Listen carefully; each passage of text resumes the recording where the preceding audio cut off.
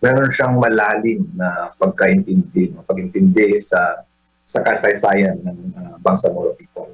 So sa tingin ko, isa yun sa napakalaking impluwensya. Bakit naging commitment, no? Committed siyang ibigay sa Bangsamoro yung tinatawag nating Bangsamoro Autonomous Region in Muslim Mindanao ngayon.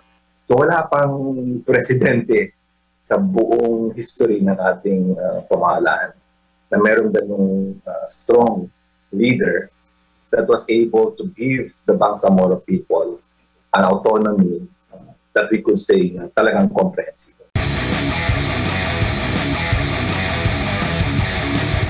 Si Ginoong Mussolini Sinsuat Lidasan, Director po ng Al-Kalam Institute ng Ateneo de Davao University. Sir, magandang hapon, mayong hapon. Admar Vilando po, kauban si Almar Fersuelo dito po sa SMNI. Assalamualaikum warahmatullahi wabarakatuh po.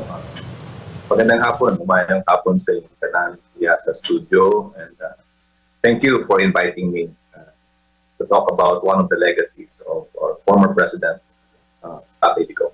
Opo, sir, para sa kaalaman lang ng lahat, baka nakalimot sila, though nakita naman natin yung mga Pilipino nagkaroon ng mass action kaliwat kanan, Luzon, Visayas at Mindanao, buong mundo, dahil alam nila na malaki ang naitulong ni FPRRD sa bansa. Balikan lang natin, ano ba yung parang tumatak na sa mga Pilipino, tumatak sa Pilipinas at nakita ng international community na naging solidong legasiya po ng dating Pangulo? Noong 2016, nung umupo siya bilang presidente, inayos niya yung tinatawag natin Bangsamoro Transition Commission.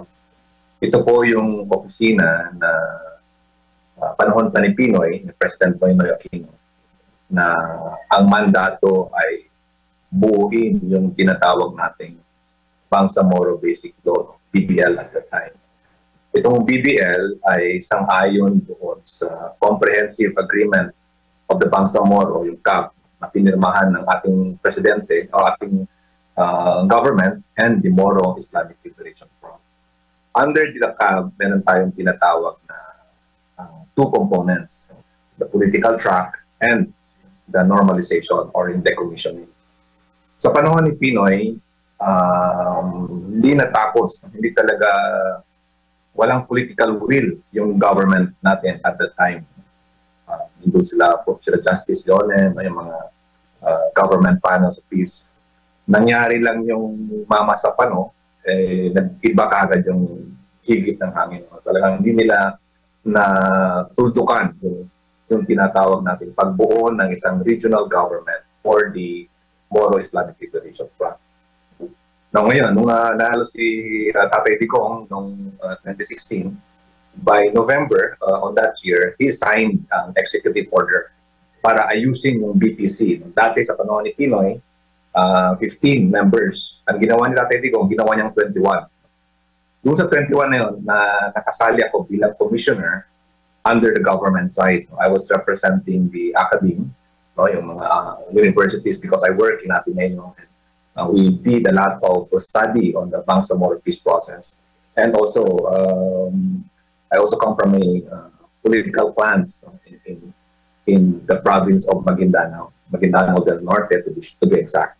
So, una pa lang yun, yung palang ginawa ni President Duterte, makikita mo na ginawa niyang inclusive yung composition ng Bangsamoro Transition Commission, yung BTC. So, 15, ginawa niyang 21. 11 coming from the government side. Ako, kasali ako dun sa government side. And 10 from the government side, 11 from the MILF. No? Majority yung MILF sa commission na yun. So, ang mandato namin is to write the Bangsamoro Basic Law. So, yung Bangsamoro Basic Law, meron siyang mga key components or provisions in the law. Number one is the political autonomy, which may refer silang reserve, concurrent, and executive, exclusive political autonomy. So wala pang presidente sa buong history ng ating pamahalaan na meron ganung strong leader that was able to give the Bangsamoro people an autonomy that we could say talagang comprehensive. So Opo. for us, the Muslims, yan po yung isa sa legacy ni former President. Sir, nakatulong po ba na itong si PRRD ay taga Mindanao at alam niya yung nararamdaman ng mga taga Mindanao kaya't the best na or naging mabuti ang resulta po ng kanyang mga hakbang para dyan? I think yes. Kasi si President, former President kasi hindi lang siya hindi lang taga Mindanao Talagang may puso siya, di ba? Yung mayor siya, ako naging presidente ako ng Davao since 2001. Kita ko yung inclusive governance din niya. Meron siya mga deputy mayors na coming from the 11 ethno-linguistic groups, yung mga IPs and mga Moro. So doon pa lang, bilang isang mayor, makikita mo na meron siyang malalim na pag-intindi sa kasaysayan ng Bangsamoro people. So sa tingin ko, isa yun sa napakalaking impluwensya. Bakit naging committed siyang ibigay sa Bangsamoro yung tinatawag nating Bangsamoro Autonomous Region, Muslim Mindanao ngayon. Opo. And ano ang naidulot nito, sir? Maliban dito sa nagkaroon ng Bangsamoro region, ano pa yung mga naging hakbang ni PRRD lalo na para sa Mindanao? At ano ang naging resulta nito? Itong Mindanao ba na kumbaga imahe noon ay nabago ba sa ilalim ng pamumuno ng past administration? Malaki ang pagkaiba ng Bangsamoro Organic Law, yung batas na gumawa sa new region. Kung ikukumpara mo siya doon sa unang mga batas na pinirmahan, I'll check my notes kasi dati talagang nilibot ko ang buong Pilipinas para i-explain sa ating mga mamamayan yung nilalaman ng Bangsamoro Organic Law. So, makikita mo dito, kasi yung unang batas, yung tinatawag natin RA 9054, ito yung batas na gumawa ng ARMM, Autonomous Region in Muslim Mindanao. So, una pa lang, dinefine nila yung tinatawag natin Bangsamoro identity. Ano ba yung Bangsamoro? Diba? Dati kasi panahon ni Professor Nur Miswari ng MNLF, the Moro or even the Bangsamoro was exclusive among the Muslims. Pero ngayon, ang ginawa nila is by definition under Organic Law, Section 1, Article 2, ang sinasabi dito, ang Bangsamoro people are those who, at the advent of the Spanish colonization, were considered natives or original inhabitants of Mindanao. So ito yung mga Moro at mga Lumad, tawag natin. And the people of Sulu Archipelago and its adjacent islands. Nasa island provinces, Basilan, Sulu, and Tawi-Tawi. Whether they are mixed or may ang parents siya, Muslim or Lumad or Christian, or full blood, including their spouses and descendants. So doon pa lang, doon mo makita na ginawa niyang inclusive yung identity at yung batas na yun para ang mga tao sa BARM, hindi sila matakot. Para yung mga Christians, yung mga alam nating Christian, tinatawag nilang Christian settlers, ay hindi sila magkaroon ng agam-agam na baka pag meron ng BARM, ay mawawalan sila ng karapatan. Hindi po. Our former president made sure that the BARM will be inclusive of all the people in the region by ascription or by self-ascription. So, yung section na yun, section 1 na yun, and then it also followed yung organizational setup. Kasi doon sa ARMM, makikita mo, meron palang regional governor, vice regional governor, and meron pang mga assemblymen. Ganun lang kasimple yung political structure.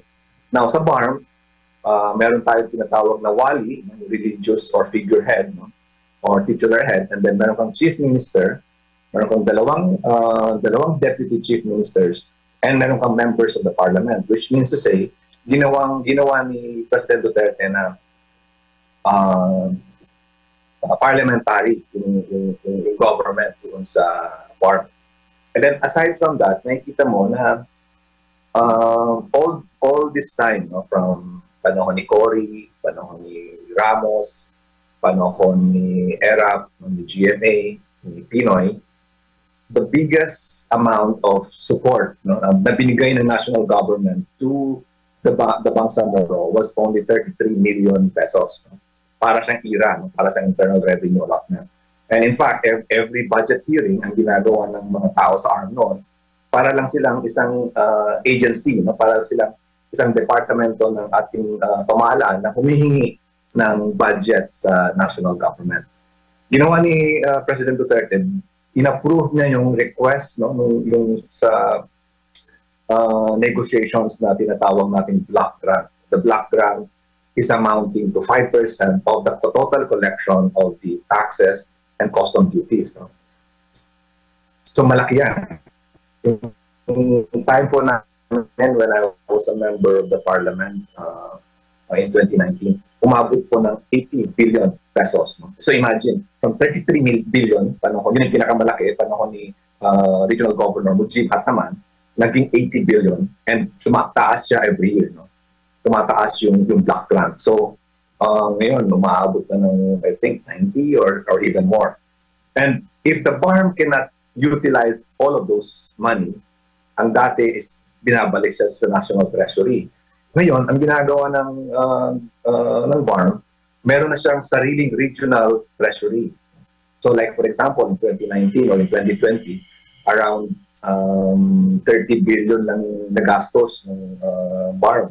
So yung remaining 50 billion, nandoon siya, na-accumulate siya from 2020, 2021, 2023, 2024, 2025. So kung meron kang savings, sabihin mo nang meron kang 20 billion savings every year. So maabot ka na ng malaking amount. No? And this is very important sa amin. Kasi ihalin tulad mo siya sa mga nearby regions, Region 10, Region 11, Region 12.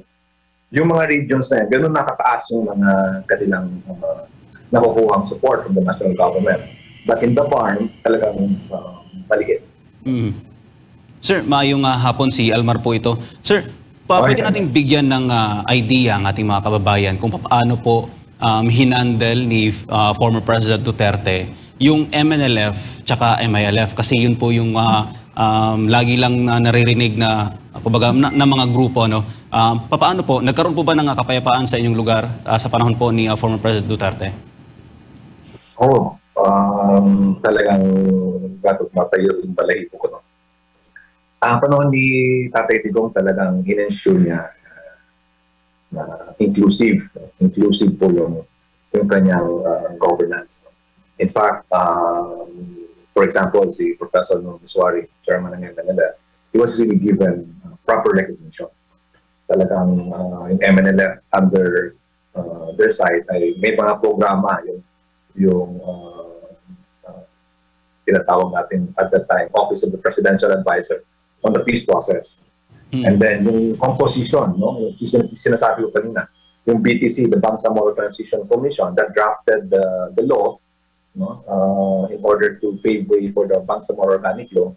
Yung dati 15, karamihan doon MILF, wala kang nakaupo doon na MNLF. Pero yung nakaupo si Tatay Digong, ginawa niyang 21, in-include dyan yung mga MNLF to represent in the peace process.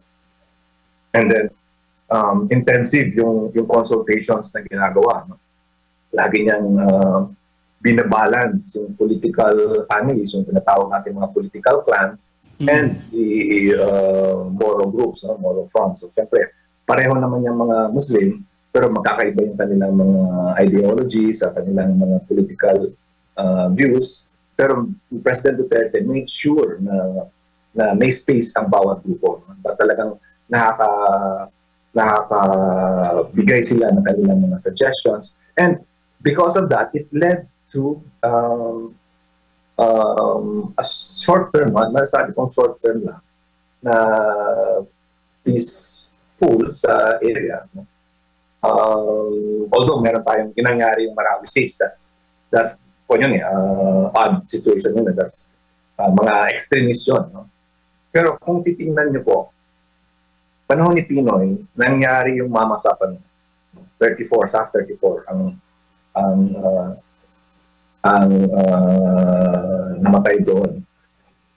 Yung the entire process kinlose down ng government. Pero kay President Duterte, nangyari yung Marawi siege, pinagpatuloy pa rin niya. No? Although may ilang months yun na ang Marawi was under siege talaga nung dahil may gera doon.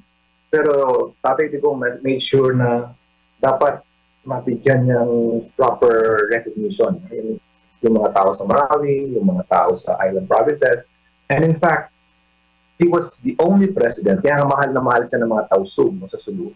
He was the only president who's visited Sulu or Jolo more than 5 or 6 times. No?